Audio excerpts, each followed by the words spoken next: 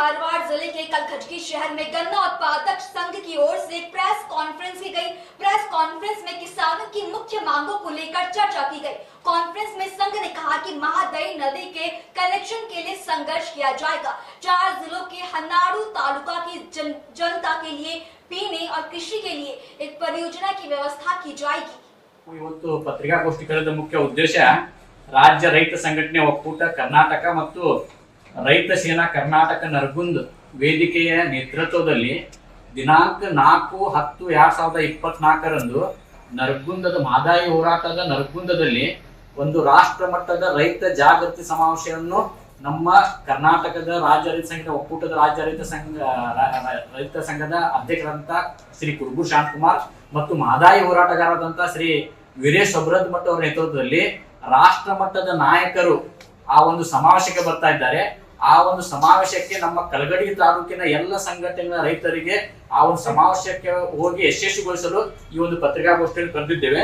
ಆ ಒಂದು ಪತ್ರಿಕಾಗೋಷ್ಠಿಯಲ್ಲಿ ಈ ಒಂದು ಸಮಾವೇಶದ ಮುಖ್ಯ ಉದ್ದೇಶ ಏನಂದ್ರೆ ನಮ್ಮ ಮಾದಾಯಿ ಯೋಜನೆ ವನ್ಯಜೀವಿ ಮತ್ತು ಪರಿಸರ ಇಲಾಖೆ ಪರವಾನಗಿ ಕೇಂದ್ರ ಸರ್ಕಾರ ನೀಡಬೇಕು ಮತ್ತು ಕೃಷಿ ಉತ್ಪನ್ನಗಳಿಗೆ ಕನಿಷ್ಠ ಬೆಂಬಲ ಬೆಲೆ ಖಾತ್ರಿ ಕಾನೂನು ಜಾರಿಯಾಗಬೇಕು ಮತ್ತು ಸ್ವಾಮಿನಾಥನ್ ವರದಿಯಂತೆ ಕೃಷಿ ಉತ್ಪನ್ನಗಳಿಗೆ ಕನಿಷ್ಠ ಬೆಂಬಲ ನಿಗದಿಯಾಗಬೇಕು ಮತ್ತು ರೈತರ ಸಂಪೂರ್ಣ ಸಾಲ ಮನ್ನಾ ಆಗಬೇಕು।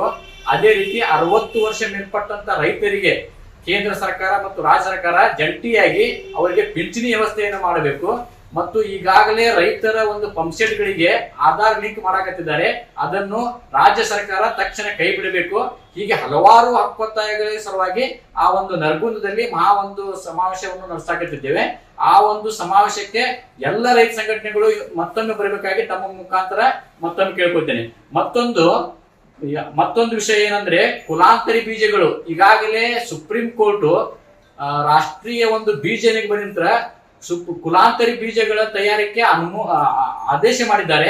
ಅದಕ್ಕಾಗಿ ನಮ್ಮ ಒಂದು ರೈತ ಸಂಘಟನೆ ವತಿಯಿಂದ ಆಗಿರ್ಬೋದು ತುಮಕೂರದಲ್ಲಿ ಗಾಂಧೀಜಿ ಸಹಜ ಬೇಸಾಯ ಕೇಂದ್ರದವರು 29ನೇ ತಾರೀಕಿನಿಂದ 4 ದಿನ ಅಲ್ಲಿ ಸತ್ಯಾಗ್ರಹ ನಡೆಸಿದ್ದಾರೆ। ಯಾಕಂದ್ರೆ ಕುಲಾಂತರಿ ಬೀಜಗಳು ನಮಗೆ ಮಾರಕವು, ಯಾಕಂದ್ರೆ ಮನುಷ್ಯನ ಮಾನಸಿಕ ಮತ್ತು ದೈಹಿಕ ಬೆಳವಣಿಗೆ ಕುಲಾಂತರಿ ಬೀಜ ನೀತಿಯಿಂದ ಹಿಂದೆ ಸರಿಯಬೇಕು ಎಂದು ಒತ್ತಾಯಿಸಿ ಹೈದರಾಬಾದ್ನಲ್ಲಿ ನಾಳೆ ರವಿವಾರ ದಿನ ದಕ್ಷಿಣ ಭಾರತದ ರಾಜ್ಯಗಳ ಪ್ರತಿನಿಧಿಗಳು ಈ ಒಂದು ಕುಲಾಂತರಿ ಬೀಜಗಳು ನಿಷೇಧಿಸಬೇಕಂತ ಹೇಳಿ ಒಂದು ರಾಷ್ಟ್ರ ಮಟ್ಟದ ಸಮಾವೇಶ ನಡೀತಾ ಇದೆ ರವಿವಾರ ದಿನ।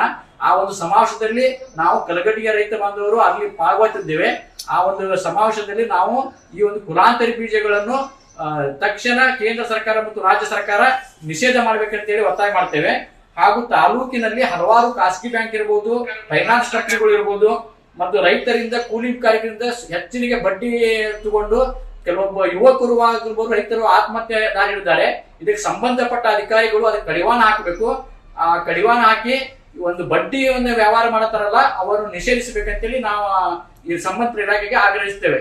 ನಾನು ಪರಶುರಾಮ ಎತ್ತಿನಗುಡ್ಡ ಅಂತೇಳಿ ಧಾರವಾಡ ಜಿಲ್ಲಾ ಕಬ್ಬು ಬೆಳೆಗಾರರ ರೈತ ಪ್ರಧಾನ ಕಾರ್ಯದರ್ಶಿ ಮತ್ತು ನಮ್ಮ ಉಳೋಪಜ್ಜ ಬಳಗೇರವರು ಮುಂದುವರೆದವಾಗಿ ಸ್ವಲ್ಪ ಲೋಕಲ್ ಸಮಸ್ಯೆ ಮಾತಾಡ್ತಾರೆ।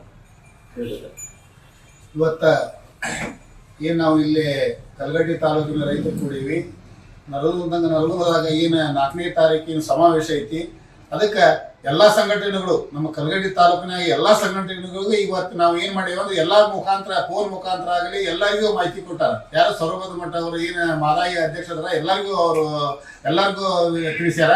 ಆದ್ರೆ ಇವತ್ತು ನಮ್ಮ ಲೋಕಲ್ ಏನಾಗತ್ತೆ ಅಂದ್ರೆ ಅತಿವೃಷ್ಟಿ ಮಳೆಯಾಗಿ ಗೋವಿನ ಜೋಳ ಮತ್ತು ಸೋಯಾಬಾನ ಇವೆಲ್ಲ ಸಂಪೂರ್ಣ ಹಾಳಾಗ್ಯವು।